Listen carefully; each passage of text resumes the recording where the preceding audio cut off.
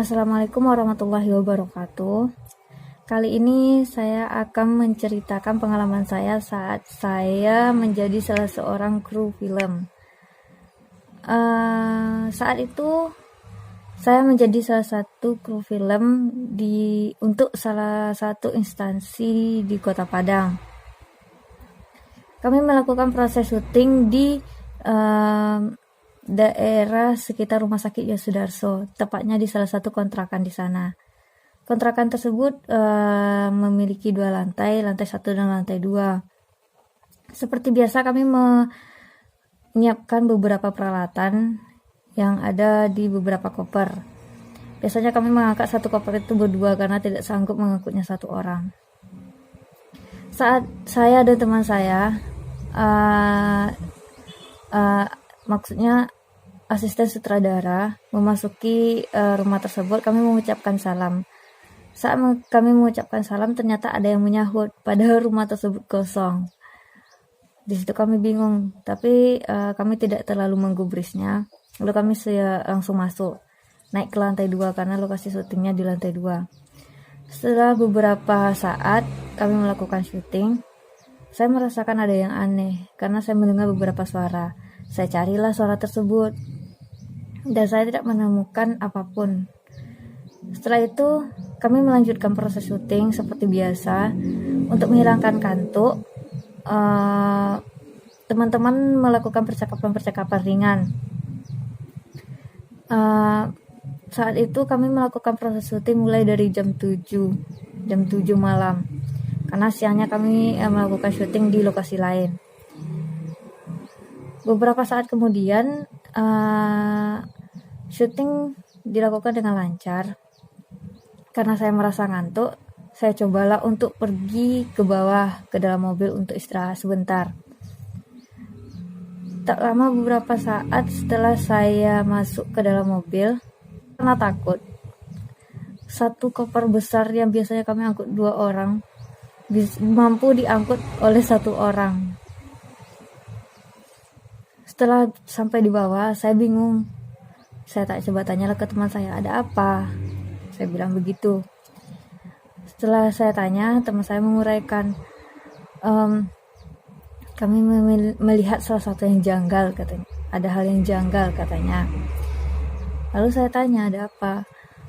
Lalu tak lama setelah itu dilihatkanlah video oleh teman saya. Ternyata mereka menangkap salah satu makhluk di daerah tersebut.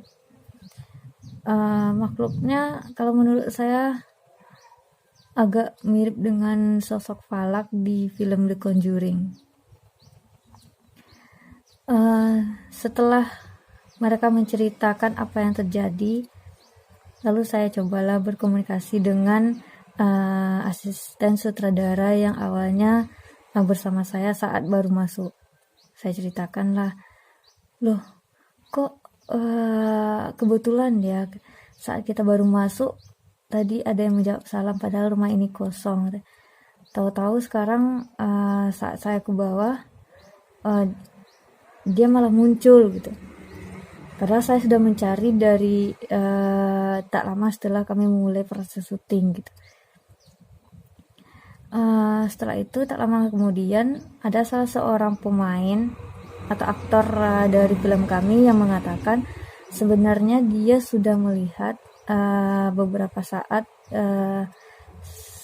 sebelum makhluk ini muncul gitu. Ternyata dia berdiri di luar tepat sebelum beberapa saat sebelum dia tertangkap kamera. Seperti yang telah diuraikan bahwa bentuknya memang dia berpakai jilbab, pakaiannya warna hitam dan ciputnya seperti ini nih berwarna putih. Lalu karena beberapa teman saya khawatir, dia cobalah kirim video ini ke beberapa teman yang lain untuk memperlihatkan apa yang terjadi di lokasi syuting. Dan untuk melaporkan hal tersebut, teman saya juga mengirimkannya ke eksekutif produser. Tak lama setelah itu, tak lama dikirim, ternyata teman-teman yang dikirimi video tersebut mengalami hal-hal ganjil. Salah satunya teman saya, salah seorang kru juga, saat dia mendapatkan video tersebut, entah kenapa di saat itu dia berada di salah satu ruangan di rumah sakit. Tiba-tiba saat dia melihat video tersebut, entah kenapa salah satu keran air di salah satu kamar pasien hidup sendiri. Selain itu, ternyata eksekutif produser kami juga mengalami hal yang ganjil, yaitu setelah dia mendapatkan dan melihat video tersebut, dia memiliki seorang anak kecil. Entah kenapa setelah dia melihat video tersebut, anaknya tidak berhenti untuk menangis. Sudah beberapa hari setelah itu, eksekutif produser kami bingung ada apa gitu. Dan dia menyadari bahwa mungkin gara-gara video ini. Setelah dihapusnya video ini, entah kenapa anaknya berhenti untuk menangis.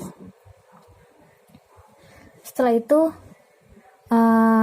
setelah kejadian itu, kami cobalah untuk menghapus video-video tentang itu, karena secara tidak langsung dia tidak ingin diketahui oleh orang banyak.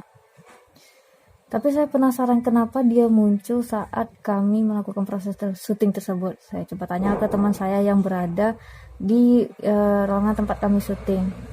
Karena saat itu saya kembali ke mobil. Saya tanya kepada teman saya, salah seorang kru di proses syuting tersebut. Dia mengatakan bahwa teman-teman ternyata tidak mengontrol ucapannya. Banyak ucapan-ucapan yang tidak pantas diucapkan oleh mereka di daerah tersebut. Mungkin, dan saya merasa bahwa sosok tersebut tidak senang dan merasa terusik dengan perkataan-perkataan kotor yang dilontarkan oleh teman-teman saya. Beberapa saat setelah itu, beberapa hari, karena proses syuting terganggu dengan kehadiran dia, maka proses syuting ditangguhkan dan kami harus melanjutkannya beberapa hari setelah itu. Kami kembali ke daerah tersebut. Karena saya sudah mengetahui hal tersebut, saya coba wanti-wantilah teman saya agar dapat mengontrol kata-katanya di rumah tersebut, agar tidak mengeluarkan kata-kata yang tidak pantas. Ternyata setelah kami melaksanakan syuting dan tidak melontarkan kata-kata yang tidak pantas di tempat tersebut, ternyata tidak terjadi apapun. Dan setelah proses syuting berjalan, teman saya yang tinggal di rumah tersebut baru menceritakan bahwa dia seringkali mendapatkan kejadian-kejadian aneh. Contohnya, dia kadang tidur tidak menggunakan pakaian, atau cuma memakai sempak atau celana dalam. Tapi saat dia bangun, dia sudah memakai selimut, diselimuti dengan kain. Seringkali seperti itu. Setelah kejadian itu, kami mencoba untuk mengontrol ucapan kami. Ternyata tidak hanya kita saja sebagai manusia yang tidak senang dengan perkataan-perkataan kotor yang dilontarkan oleh manusia lain. Ternyata mereka juga tidak menyukai kata-kata tersebut. Sekian cerita dari saya. Assalamualaikum warahmatullahi wabarakatuh.